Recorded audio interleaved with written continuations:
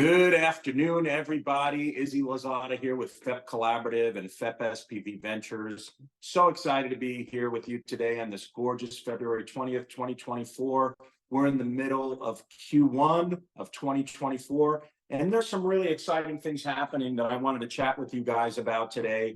And a lot of what is going on in the market, it presents a lot of objections that your average startup founder that maybe hasn't had an exit before, or has never raised capital before, doesn't know how to handle any of those objections. So I wanted to visit with you guys a little bit today. We're live here on LinkedIn. We're coming from our Zoom platform, but super stoked about some of the content that we're going to be covering here today. And some questions have already come in for folks that knew we were going live. And we'll be covering that here as well. So excited to cover that. But before I do, the first thing that I wanted to touch base with or touch on is raising capital can actually be one of the best things that you have ever done for your company, whether or not you are successful.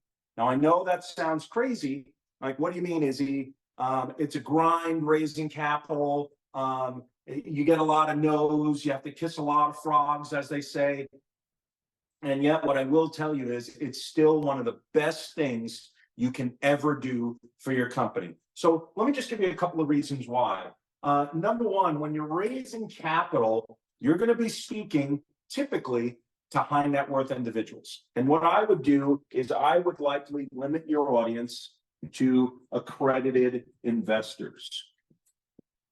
Why accredited investors? Well, typically accredited investors are usually more affluent people. Okay, there's some parameters with the amount of income they earn annually, the assets that they have outside of their personal residence. These are usually people that have had earning power over the years and are very good at business, very good at sales, very good at understanding business models. And it could be a tremendous asset to you just having a conversation with them, even if they say no, okay? So, I mean, we're going to deal with the no's no matter what industry you're in, no matter what great idea that you have. And we're also going to deal with the yeses. How do we deal with the yeses? We want a positive experience with the yeses, because sometimes dealing with a yes can oftentimes bring what I call toxic strings that are attached to that yes and the checkbook. So first things first, dealing with accredited investors. So you're talking to someone that's an accredited investor and you're pitching them your idea on the company. And then they start telling you things like, well, have you considered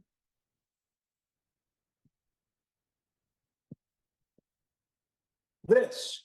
And now you're listening, and they might say, well, have you considered that there are 5 other companies that are doing what you do right now? And when we first met, you told me that nobody is doing this. So one of the first things that I want to tell you guys while I'm thinking about it and on the subject is I wouldn't run around. I don't care what you've invented, what platform, what software you've coded, how amazing you believe it is. Many of you that are watching this are absolutely brilliant. I know that. However, don't assume that you're the only one that God has blessed a great idea with, okay? So when that happens, when you're not taking action on it, you know, for those of you who have ears to hear, I'm the kind of guy that believes that God would give great ideas to people that can execute things, or he begins to prepare you for that journey. So whatever that's going to look like for you, you might have needed to consider the fact that there may be others that are out there building something similar to yours. So don't just tell an investor, there's nobody doing this. I'll tell you right now, sophisticated, at least accredited investors, they've heard that before. I hear it all the time. I talk to many of you startup founders, and you'll tell me, Izzy, there's nobody doing this, and all I need to do is talk to investors that you're connected with. And when I do, I'll tell you what, I'm going to knock their socks off. And then a lot of times, it's just simply a no. So in the raising capital industry, you're going to have to kiss a lot of frogs. You're going to have to kiss a lot of frogs and be able to sell your idea to someone that says yes. So what are the differentiators in raising capital that causes somebody to say yes or no? And there's a lot of variables, and we're just going to cover a few of them here. you can certainly connect with me, DM me. You can reach out to me. My email is izzy@fidelityequity.com. However you want to reach out to me, get on my Calendly link, and I can send that to you if you DM me, and we can talk for a bit so I can understand your company and see if I can help you in any way with my team. So let's go ahead and get into it. So raising capital, working with accredited investors is, I think, critical. There's going to be less headaches with that. The other thing is, going back to my first point, that it's one of the best things, one of the healthiest things you can do for your company, because there's probably a lot of things you haven't considered that are maybe out there. And now you need to bring that in with your team. And maybe you're a solopreneur. If that's the case, you need to invest the time to understand what are some of the differentiators that investors are looking at that are causing them to say yes or no. But hands down, unequivocally, no doubt in my mind, raising capital, whether you're successful or not, could be one of the healthiest things that you do for your company, because it's going to expose a lot, and it's going to cause you and or your team to be thinking about what you should be doing to attract investors and how you can better your company. So first things first, what do you typically hear when you're raising capital and you're getting no's? A lot of people had texted me and emailed me in the past where they're not liquid, okay?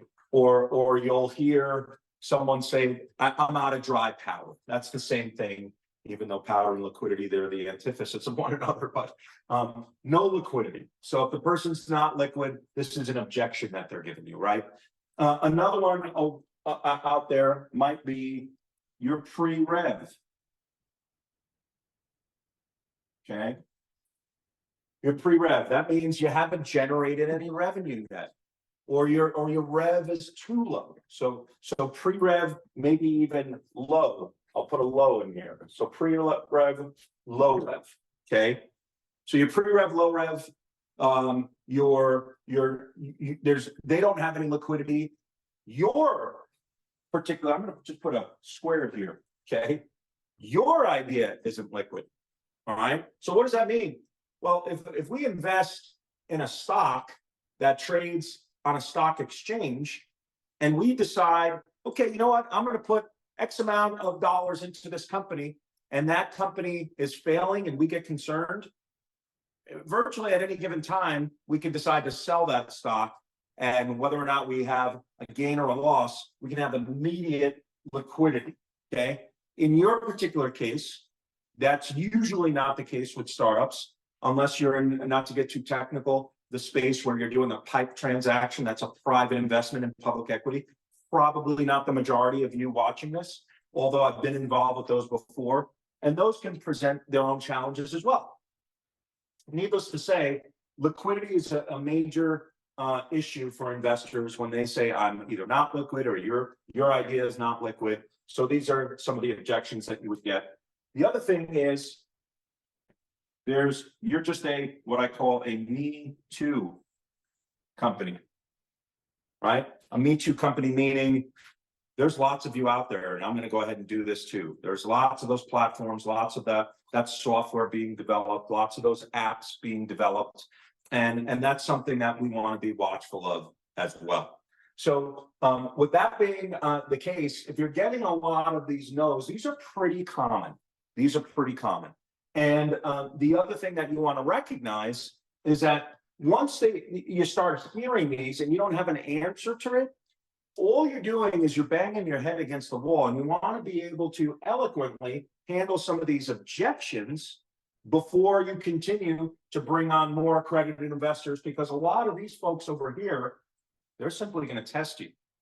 Why is that important? Well, a test from an accredited investor, and remember, going back to my earlier point, raising capital is one of the healthiest things that you can do for your organization. Because if this accredited investor starts challenging you with these type of objections, there are going to be similar objections to what you're going to be doing in a boardroom when you're selling your B2B platform, or when you're selling it at a venture capital conference, or you're in front of a tribunal, if you will, of angel investors, of an angel group, okay? there's a multiplicity of these reasons why it's important for you to be able to handle these objections immediately and put them to bed. So why don't we just go ahead and start with number one, all right? So you're talking to an investor, he listens to your idea. Now I want you to get into the right mindset, all right? An investor is on a call with you, he knows you're looking for an investment, and he tells you he's not liquid. So let's examine that in our brain for a second. Would it make sense? Well, let me ask you guys this. Would you be shopping for a house if you didn't have the money to buy it? Would you be shopping for a car if you didn't have the money to buy it? Or even the credit line? Would you be walking into a store? Would you sit down in a restaurant and order a meal if you didn't have the money to buy it? Okay, so keep that in the back of your brain with how your mindset is going to trigger the words that roll off your tongue. Because if someone says to you, well, I'm not liquid right now, and you go, oh yeah, okay. I figured that might be the case, but thank you so much for entertaining my call. It was great to have shared all my information with you, and you don't want to do anything. So that would just be absolutely ridiculous, right? So what I would encourage you to do is have that mindset, and you want to have something that I call relaxed intensity, okay? So I'm going to be intense with this individual, but I'm going to be relaxed about it as well. So how do we walk that line? So someone tells me, maybe I'm a startup founder, okay, and this is something that you guys can juxtaposition how we handle this within our organization, how we heighten the visibility of your companies and work with folks that are out there looking for bright entrepreneurs with great ideas, and we make that connection. So when that happens, I want to make sure you're well coached on how to handle these objections. So immediately I'm thinking that investor says, yeah, this all sounds great, but I'm not liquid. Well, I got a funny feeling that no matter what happens is what my response would be. In your world of investments, if you find an opportunity that merits your attention, there's a way that you could find the money, couldn't you? Right? Using that phrase at the end, couldn't you, is very, very powerful. That's one way that you can address it. So that's a little bit more aggressive, okay? Let's bring it down a notch. And we use feel, felt, found quite a bit in sales, okay? And just about everything that you're going to do, although our consulting practice is not deemed a sales organization, we sell a lot of ideas, selling the idea to even talk to you guys, to be connected with you. So all of that is very, very powerful in sales and the persuasiveness. So here's what I want to teach you guys. It's called feel, felt, found, okay? So an investor tells me, I'm not liquid right now. Well, Mr. Investor, I can totally appreciate you not being liquid right now. Now feel, we're going to insert this word. I know exactly how you feel.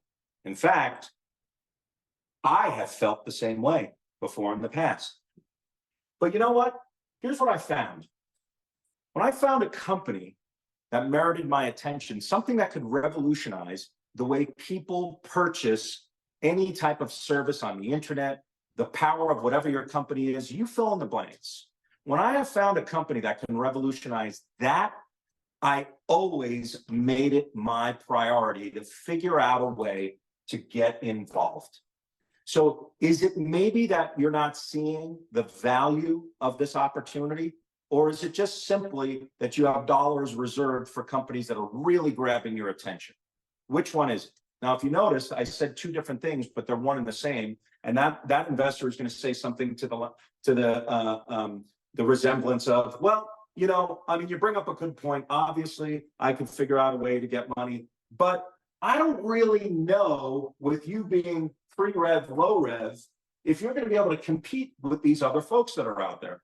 Now I'm getting to the heart of the real objection, because this can be something that's called in sales a reactionary, just simply reacting and redirecting that information to you. So if they're responding in a way that's just reactionary, yeah, you know what, I'm not liquid. Kind of like when you walk into a store and the salesperson says, hey, can I help you find something? Now, I happen to like to buy nice things. So if I walk into, let's say, a suit store, and I'm in a boutique store, and I walk in and the gentleman approaches me and he says, hey, what can I help you with today, sir? And I say, nothing, I'm just looking.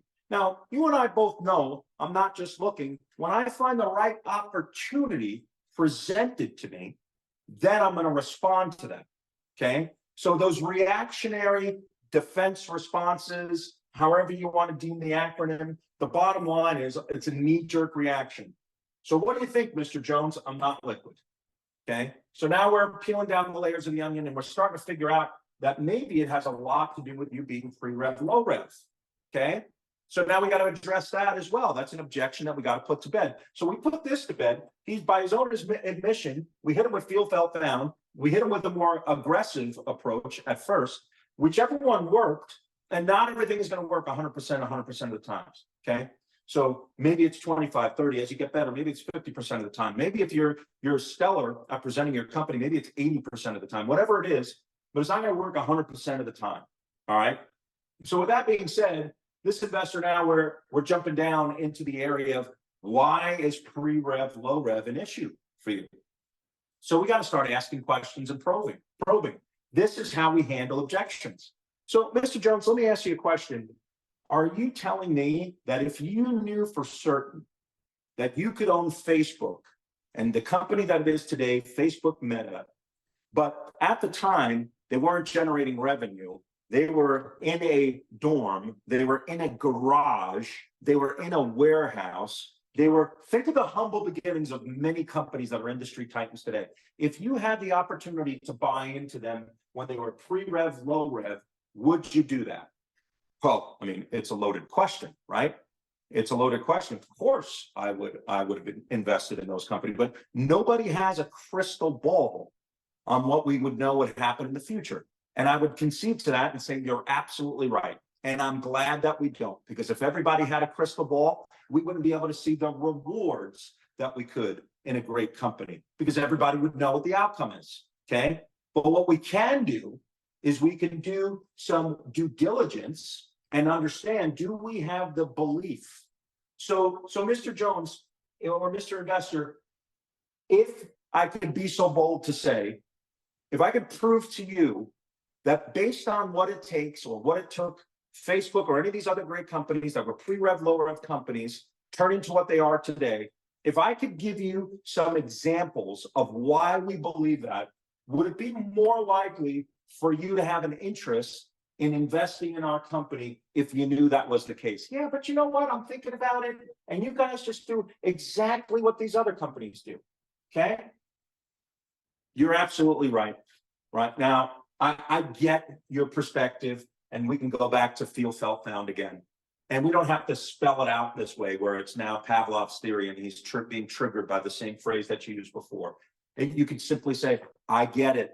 I'm with you 100%. I understand where you're coming from. You know what the reality is, though, and I've been in those situations before, so I'm already saying feel, felt, found, right? And you know what I recognized with these companies is many of them don't have this, or that. So why is that all important? If someone were to tell me, well, gosh, Izzy, there's plenty of automobiles that are available and auto manufacturers. Why would anyone be interested in a Rivian, a Tesla, or any of these new cutting edge electric vehicles that are coming out? Same with back in the day, Mercedes with inventing the automobile and it being seen around the world. That didn't stop Ferrari from saying, hey, we're going to build an incredible sports automobile, right? So whatever the differentiators are, when someone says that you're a Me Too company, you better be able to distinguish that, because what's critical is them making sure that they're not just going to throw good money after bad, is what they say. So throwing good money after bad is maybe they invested in a company, they got burned, and now they're trying it again with another company that has similar attributes and parameters. You've got to be able to set that bar really high so they recognize that, hey, he's not just a Me Too company. So with that being said, so now we've gone through liquidity, we've gone through pre-rev, low rev, we've gone through Me Too, all right? What are some of the other objections that come up? Well, oftentimes, you're going to see investors that will challenge the team. They'll say, well, you know what? You're a solopreneur, and I don't think you're going to be able to pull this off. Why don't you call me when you do X, Y, and Z? And then I'll likely invest in the company, because what it sounds like is that you got something really interesting. It's piqued my interest, and I might be interested in investing in your company. But the truth be told is that when you look at your company versus the other company and the team that they have, and you're a solopreneur, what you have to remember is the fact that you're not going to give up that kind of equity in the future. When you have a team, the risk is much greater now. So you got to clarify that with an investor and say, well, Mr. Investor, I recognize that I do not have the team that you're talking about. But I can tell you this much. If you look at my LinkedIn connections, if you look at my network, if you knew the Rolodex that I had full, for some of you folks that are more my age appropriate with Rolodexes and things like that, if you knew the people that I was connected to, you wouldn't bring up that point, because right now I'm in the process of looking for the right CTO, CMO, CFO, whatever it is, your team, your board of advisors, okay? Your folks that are rallying around you. If you knew that what was happening there, you'd jump at the opportunity, because here's what's going to happen. When I pull my team together, the valuation of the company is going to go higher. We're going to step it up, because I know these folks can execute. And right now, some of them are sunsetting some projects. And when my CTO that I'm planning on bringing on is in this company in the next 90 days, he's going to sunset what he's doing there, which is highly successful. I can't even talk about the company he's working with, but he's going to be coming aboard ours, and he is an expert in AI technology. So edifying the team that is not even there yet is super powerful. That's how you handle this objection. The chief marketing officer that I plan on bringing aboard has worked with Fortune 500 companies. I've already been DMing folks. We've been in discussions. I've been on Zoom calls. Right now, I'm looking for the opportunity to bring on that right team member that is willing to put a little blood, sweat, and tears, because I don't have the capital yet to pay them what they're worth, but they're willing to take equity in the company. I think you should really take a closer look at this, because it merits that type of attention from you as well. Now, when I'm saying that with conviction, and I'm saying that with unwavering belief in where I'm going with my company, that's going to cause that investor to say, well, you know what? He's asking me for a $250,000 investment. And I've got $250,000 to put into this company. But I'm uncomfortable. I'm just not totally comfortable. So what can happen in a situation like this is the investor might be thinking to himself, I'm not comfortable putting 250 grand into this company, but you know what? I'm comfortable putting something in. That's what they're thinking. I'm comfortable putting something in, because if I turn my back on this, just like I turned my back on XYZ company, ABC company, you name the company that they missed out on. I have some friends and associates that were some of the first ones to see and help them even develop the first pitch deck to a great company that you guys know related to ride sharing and things of that nature. I don't want to name companies and the folks that I'm connected with. But in any event, can you imagine being one of the first ones that might have been involved with Uber or Lyft or any company like that along those lines, an industry titan? But all that to say, this person is thinking that, saying, what if I had put $100,000 into that company back then? So maybe I'm willing to do 100, 125, maybe 50 grand, maybe 25,000. Whatever that number is, we got to figure that out. And I've just left it on a question that I asked that investor, saying, I got a funny feeling that if you knew that was going to be the case and it would merit your attention, you would probably be considering some type of investment, wouldn't you? Right? So I'm ending that with wouldn't you?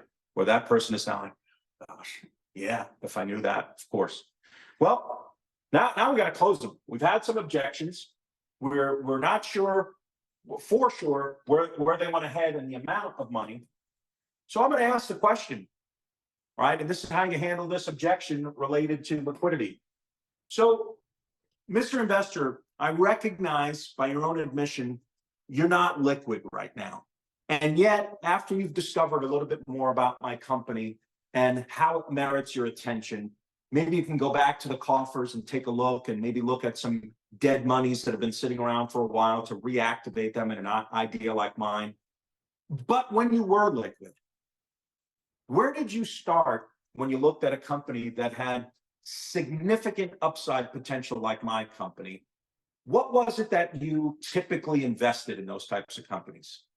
They might say something like, well, you know, whenever I'm taking a flyer on a company, now I'm starting to hear what he thinks about my company. There's some risk. He's just going to throw a flyer at it, meaning it's a gamble for him.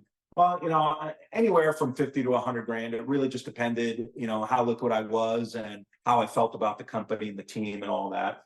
So, you know, I'll tell you what, you bring on this team that can execute on this idea, and I would consider putting a $250,000 investment. So we're right back to square one. How do we wrap this up and close this? So what I'm going to do is say, absolutely, I totally get it. And here's my biggest concern. We've invested time on several calls. You've looked over my materials, but you're not the only one that I've done that with. And what I'm going to tell you is, while I don't have an idea who's going to be committing to funds into this company, but here's what I can tell you. I'm committed to raising this capital. I don't know where it's coming from, but I know for a fact, the more people that I speak to, the more possibilities are opening up for those that are going to invest in the company. So before the opportunity becomes fleeting, and now you won't have an opportunity to invest in the future, because I don't have the time or the inclination to chase you down, Mr. Investor, nor do you have the time or inclination to keep checking in with me to see how I'm doing on my capital raise. Why don't we do this? Since you typically put $250,000 into a great idea, but you're not comfortable with that right now, why don't you put half of that into mine? You put in $125,000 at this valuation, and I am absolutely confident when you see the opportunity, the way it grows in the next round of financing, you're likely going to put this in again, or maybe even more. What do you say? Right? And close it, right? That's just a soft close. What do you say? Okay. So at this point, we've gone through some objections. We've gone through feel, felt, found. You understand that no matter what, good, bad, or indifferent, whatever the outcome is, raising capital could be the best thing that you've ever done for your company. But what you really got to get solid on is, what's your mindset like? What's your mindset with handling the objections of an investor? What is your mindset like when he's challenging you, saying, well, what happens if I put $250,000 into your company and you don't have any kind of success? The company goes out of business. Well, Mr. Jones, if you started a business and you put all that capital into a company, what happens if your company goes out of business? You lose everything in the company, right? So we got to give them some type of safety net or downside, if you will. And what we can do with that is, when we're taking a look, and we'll be wrapping up here as I'm running out of time, when we take a look at what it looks like with a convertible note and the benefit of that, that's what we're doing with our company right now. So let's say you decide to use a convertible note, and a lot of sophisticated investors like using convertible notes because it goes on your books as debt, and debt needs to get paid first before the equity stakeholders do in the fire sale of a company. So let's say you have some defensible IP, maybe you have some patents, maybe you have equipment, whatever that would look like, whatever the assets are, and I would let Mr. Investor know, well, here's the deal, we're doing a convertible note. So you've done this before in the past, and you and I both know that if the company, God forbid, goes out of business, we sell the assets, there's way more than $250,000 in IP that someone could leverage. So I got a funny feeling that if you got involved with this round, not only is that not going to happen, but you're going to have the peace of mind knowing that you have a safety net. So with that being said, I've given you a safety net. I've given you the opportunity to step in at a lower level than normally you would. So why don't we just go ahead and get this going? I can get you out the details, all the paperwork for you to subscribe to this offering. And what I will do next is I will let you know in the next 72 hours, because as I mentioned, we are speaking to lots of folks. I will let you know in the next 72 hours if we're going to accept your investment. I think there's a high likelihood that that's the case. On a related point, Mr. Investor, and this is a very powerful close, and I would highly suggest that you use this. What is it that you bring to the table besides a check? Money's everywhere. We can always find it. what kind of doors can you open for this organization where we would know that if we accept your investment, because we're taking a limited amount right now based on the valuation that we're at, if we accept your investment, what is it that you bring to the table that could help leverage where we're going in the future? Wow. Now, here's the deal. When that investor tells you, well, I've been thinking about this already because a golfing buddy of mine is the CEO of whatever company. Well, a family member of mine is this other company that he's connected with. So any of those things that are going on, the reality of those circumstances is when he's talking about that, he's saying yes, you just have to finalize it. So as soon as he says that, he's saying yes, you're immediately going to say, that's excellent. I am definitely going to consider that. In fact, I'm writing the notes down on that right now. So $125,000 of your capital is a great start. And let me ask you this, and now this is really buttoning it up and tightening it. If we continue to do as well as we're doing now, should you be one of the first people that I call to do another round of that 125 so that you can up your investment to what you're normally at or more? And if you hear him say, absolutely, if you do well, definitely call me because I'll invest again. He just said, yes, I'm giving you the money to this. So we've buttoned it up, top, bottom, sideways. It's all covered up. Folks, that's how you do it. Obviously, in the real world, things can change. The way those objections are going to come up, investor objections come up all the time. Again, reach out to me. I'm happy to help. I'd be glad to work with you and your organization and coach you on how to get to these levels. We have programs to help you with that and our coaching programs to make sure that you're ready to be able to speak to those investors. And I'll tell you what, without having a coach on the sideline, in my opinion, you're dead in the water. You're just absolutely dead. I don't care how great you are. I don't care if you had an exit already. I don't care if you made $100 million on your exit. Go ahead and reach out to people that have had exits before. Would they dare go into a startup without having any outside perspective? Because sometimes we get so like this here, where we get so distracted with what we're covering our eyes with. And maybe that what's covering your eyes right now is $100 bill because you need that to pay the rent, the everything in your world and your company's world. Maybe you need that and you're missing the $100 bills that are all over the floor. You need outside perspective. You need a coach. That's what we do. We coach people. We're always on the hunt for bright entrepreneurs with great ideas. Maybe that's you. If you believe that it is, please DM me, like I mentioned. Get on my calendar, shoot me an email, introduce yourself, whatever it is. It's izzy@fidelityequity.com. But I'm so looking forward to meeting each and every one of you that have joined on here today. I'll be posting the video as well and excited for you guys and all of your futures. Have a great rest of your day. We'll talk soon.